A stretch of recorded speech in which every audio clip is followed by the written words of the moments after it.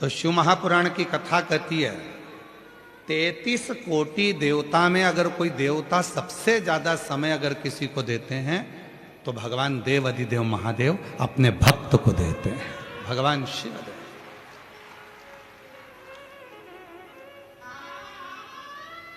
अपने भक्तों के साथ में।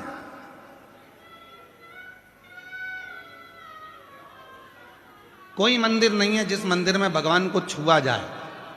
राम जी के मंदिर में जाओगे तो दूर से दर्शन करो, भगवान कृष्ण के मंदिर में जाओगे तो दूर से दर्शन करो, माता रानी के मंदिर में जाओ तो दूर से दर्शन करो, किसी भी मंदिर में जाओ दूर से दर्शन करो। केवल एक देव अधिदेव महादेव ऐसे हैं जो अपने भक्त के लिए हमेशा आनंद के साथ बैठे रहते हैं। आओ, एक लोटा जल लाओ, चढ़ाओ, अपने घर जाओ, और फालतू का टाइम बर्बाद मत करना, मेरे पास बैठकर समय बर्बाद मत करना। शिव जी कहते हैं मेरे को फुर्सत नहीं रत्ती भर की, क्योंकि दूसरा भक्त इंतजार में खड़ा है, वो भी लोटा भर के जल चढ़ाए और घर जाए। क्यों? क्योंकि भगवान शंकर कर्म को प्रधान मानते हैं। शिव आलस से दूर है, शिव आलसी तत्व से दूर है। शंकर को आलस पसंद ही नहीं है। शिव कर्म प्रधान है, मेहनत जितनी करोगे उतना फल पाओगे। शिव महापुराण की कथा में आपने जितनी बार भी कथा सुनी होगी, हम एक बात हमेशा कहते हैं, अगर मेहनत कर रहे हो, परिश्रम कर रहे हो, अपनी मेहनत को 4 गुना बढ़ाओ, अपने परिश्रम को 4 गुना बढ़ाओ, रात दिन एक करो, और आखिरी में एक बेलपत्र के बीच वाले पत्ते पर शहद लगाकर शिव जी को चढ़ाकर फिर अपने एग्जाम में बैठो, तुम्हें सफलता जरूर मिलेगी। मेहनत जरूरी है, परिश्रम जरूरी है, संघर्ष जरूरी है। और व्यक्ति करता क्या नहीं है, सब करेगा। महाराज जी हाथ देखकर बता दो मेरे भाग्य में क्या लिखा है, और फिर दिन भर किस्मत का रोना रोता रहेगा, मेरी तो किस्मत ही बेकार है, मेरी तो किस्मत ही बेकार है। भगवान कहते काय को किस्मत का रोना रोता है, एक लोटा जल चढ़ा और अपनी मेहनत 4 गुना बढ़ा, देख तुझे सफलता मिलती है कि नहीं मिलती, तू आगे बढ़ता है कि नहीं बढ़ता, तेरे लाभ होता है कि नहीं। एक काम करता, किस्मत का रोना रोता।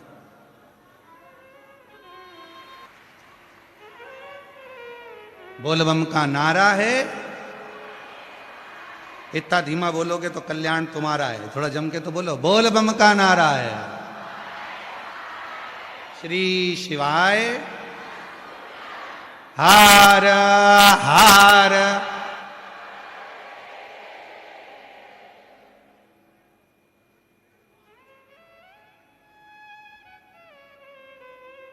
शिव को पाना है, थोड़ा परिश्रम जरूरी। शंकर को पाने के लिए थोड़ी मेहनत जरूरी है। और जैसे भगवान को पाने के लिए मेहनत मतलब भक्ति की मेहनत, परिश्रम, थोड़ा बैठना पड़ेगा, थोड़ा शिव को समय देना पड़ेगा। जिससे प्यार करो, जिससे प्रेम करो, उसको थोड़ा समय दो। और पत्नी से प्रेम करते हो तो पत्नी को समय दो, बच्चों से प्रेम करते हो तो बच्चों को समय दो, माता पिता से प्रेम करते हो तो माता पिता को थोड़ा समय दो। और उसी तरह शिव महापुराण की कथा कहती है, यदि देव अधिदेव महादेव से प्रेम करते हो तो थोड़ा समय दो। शंकर जी के मंदिर में एक लोटा जल चढ़ाने जाओ, शिव की स्तुति गाओ, शंकर का भजन करो, मंत्र जाप करो, नाम जाप करो, स्मरण करो, थोड़ी सेवा करो, थोड़ी चाकरी करो, उसका फल मिलेगा, फल प्राप्त हो।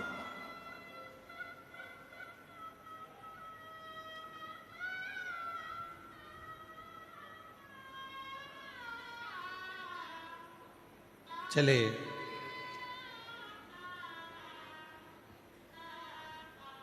शिव महापुराण की कथा बैठे श्रवण करी, हृदय से बाबा से विनय करी, चलती।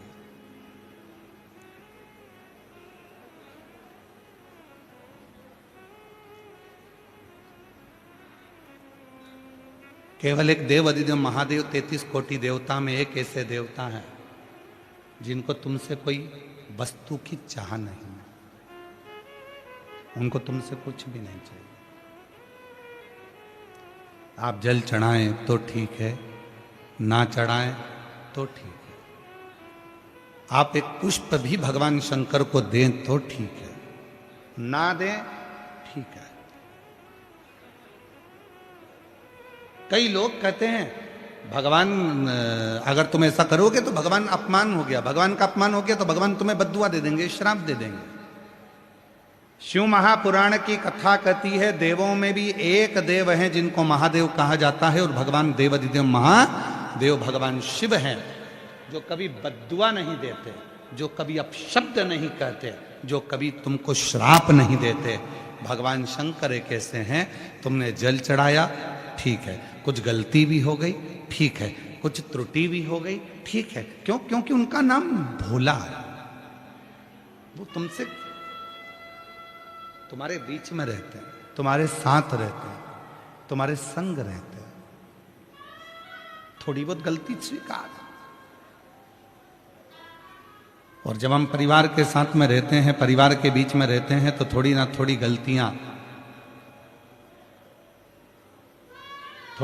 गलतियां हमारे जीवन में और आपके जीवन में होती रहती है। कभी ये मत सोचना कि आप पूर्ण ब्रह्म परमात्मा बनकर पैदा हुए हो।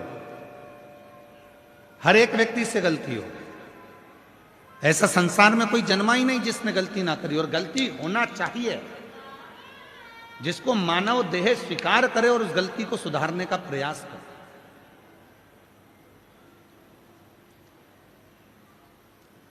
पर हम क्या करते हैं?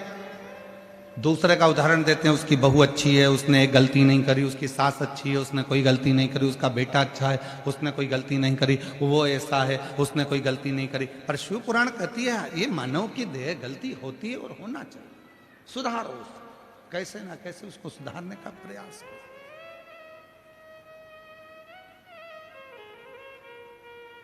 थोड़ा सुधारिएगा, और जब सुधारेंगे गलती को तो अपने आप सुख का अनुभव होगा। ये प्रसंग 24,000 श्लोक की ये शिव पुराण की कथा में एक एक शब्द में शिव समाया हुआ है, एक एक शब्द में। आप जितनी देर यहां बैठो उतनी देर अपने बाबा से अपने भाव को कहना। पास वाले शोर करेंगे, कोई कुछ कहेगा, कोई कुछ कहेगा, और अपना समय अपन गंवा दे तो वो जाने मत देना। जितनी देर 100 रुपये, 50 रुपये, 500 रुपये, 200 रुपये आप खर्च कर कर आए हो, ऑटो में लगाए हैं, आपने गाड़ी में लगाए हैं, 100-500 रुपये पेट्रोल डीजल में लगाए, वो व्यर्थ नहीं जाना चाहिए। उसमें आपकी लगन शिव से जुड़ी होना चाहिए। एक प्रसंग आता है शिव महापुराण के प्रारंभ में, देवराज नाम के ब्राह्मण का।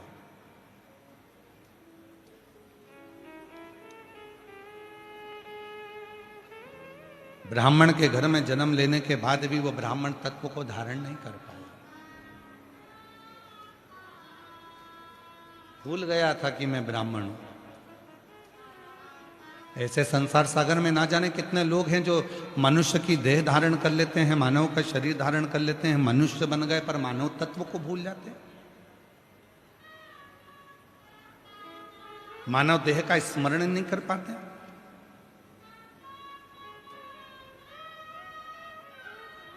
महाराज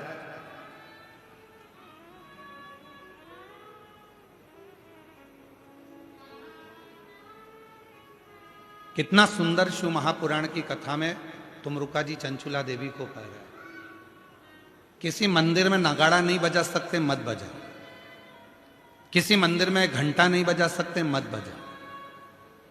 किसी मंदिर में मंजीरा नहीं बजा सकते, मत बजा। किसी मंदिर में जाकर ढोल नहीं बजा सकते, नगाड़ा नहीं बजा सकते, मत बजा।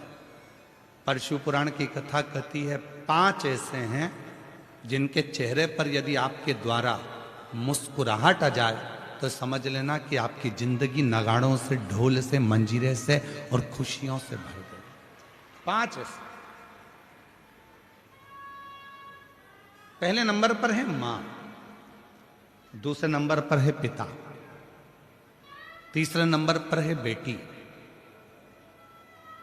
चौथे नंबर पर है बहू, और 5वें नंबर पर है शिव का भक्त।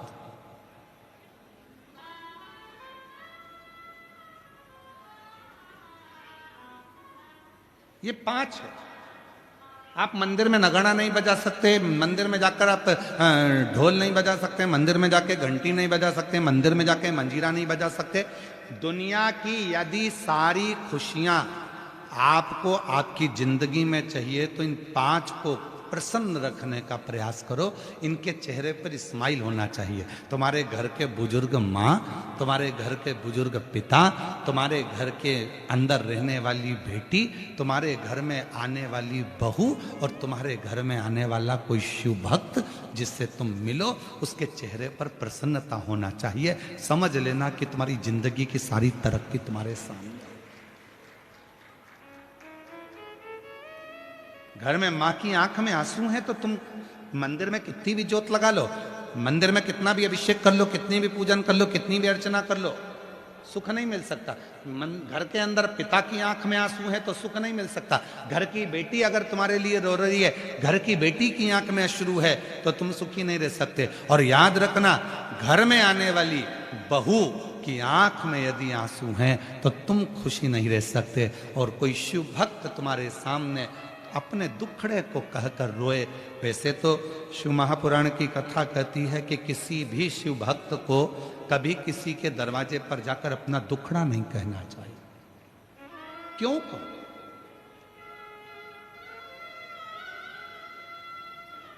कभी किसी शिव भक्त को अपना दुखड़ा कभी किसी के सामने जाकर नहीं कहना चाहिए। जो शंकर भगवान को 1 लोटा जल चढ़ाते हैं, जो शिव जी की आराधना करते हैं, जो शिव की साधना करते हैं, जो शंकर की भक्ति में डूबे रहते हैं, जिन्होंने शिव महापुराण की कथा पर अटूट भरोसा कर लिया, विश्वास कर लिया, दृढ़ता कर ली, जैसे आप सब लाखों की संख्या में आए हो कथा को श्रवण करने के लिए, आपके अंदर विश्वास है मैं अगर कथा सुनूंगी 7 दिन पंडाल में बैठकर कथा का तत्व ग्रहण करूंगी और वहां की मिट्टी को अपने हृदय से लगाऊंगी, निश्चित है 3 महीने में मेरा बाबा मेरी झोली भरेगा। यदि तुम्हारे भीतर दृढ़ता है, यदि तुम्हारे भीतर भरोसा है, यदि तुम्हारे भीतर शिव के मंत्र का, श्री शिवाय नमस्तुभ्यम का, ओम नमः शिवाय का, नमः शिवाय का, महामृत्युंजय मंत्र का, शंकर के नाम का यदि भरोसा दृढ़ है, तुम्हारे अंदर विश्वास है, तो ये मानकर चलना कि तुम्हारे को शिव की कृपा अपने आप होना प्रारंभ हो जाए। अब आप उसमें कितना विचार कर रहे हैं, कितना धारण कर रहे हैं, ये आपके ऊपर।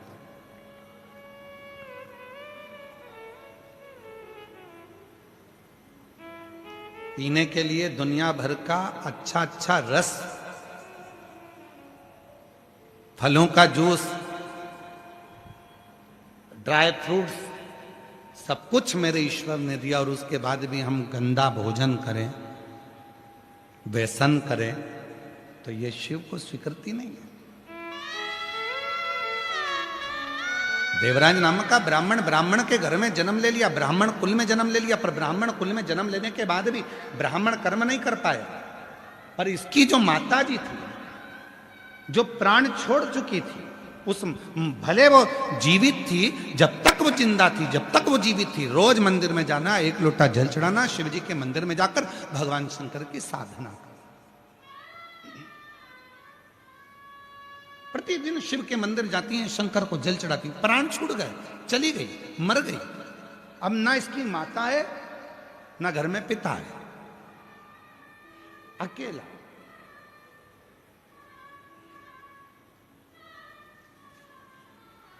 पत्नी है, बच्चे हैं, चोरी कर कर लाता है, देता।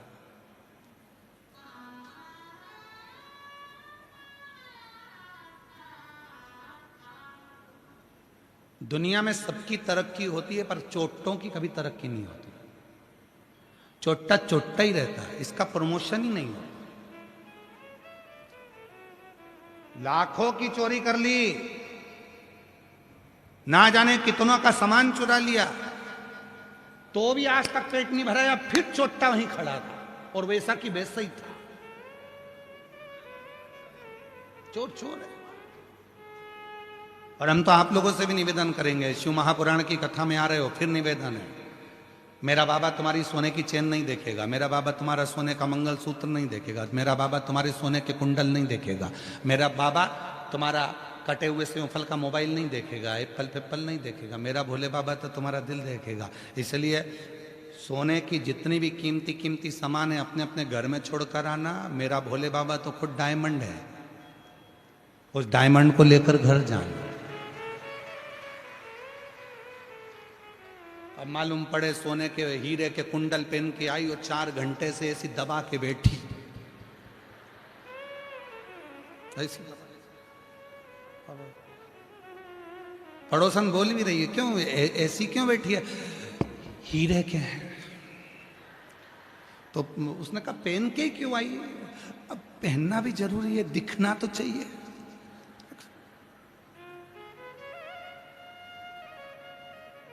किसको दिखाने आए हो? शादी में जाओ तो रिश्तेदारों को दिखाओ, किटी पार्टी में जाओ तो सहेलियों को दिखाओ, सिल्वर और गोल्डन जुबली में जाओ तो रिश्तेदारों को दिखाओ। यहां किसको दिखाना है? भगवान को तो, शंकर जी को तो ये देखना पसंद ही नहीं है। स्वयं कुबेर, एक बार कुबेर को अभिमान आ गया था और कुबेर ने कह दिया एक दिन शंकर जी को मैं सब दिखाऊंगा कि मेरे पास कितना है। पार्वती जी के पास पहुंच गए कुबेर जी। कुबेर जी ने कहा माता जी मैंने एक पार्टी रखी है जिसमें सबको निमंत्रण दिया है, सपरिवार। तो मेरा मन है कि माता जी, पिताजी, आप सब भोले बाबा सपरिवार भोजन करने आना। तो कुबेर जी ने जैसे ही बोला तो पार्वती जी बोली देखो हम तो सपरिवार भोजन करने तो कहीं जाते नहीं है, पर तुम बुला रहे हो तो ठीक है, मैं भोले बाबा से बात करूंगी। इतने में शंकर जी आ गए। शंकर जी आए तो कुबेर ने कहा कि भोलेनाथ जी भंडारा है और भोजन करने आना। शंकर भगवान बोले देख भाई, सारी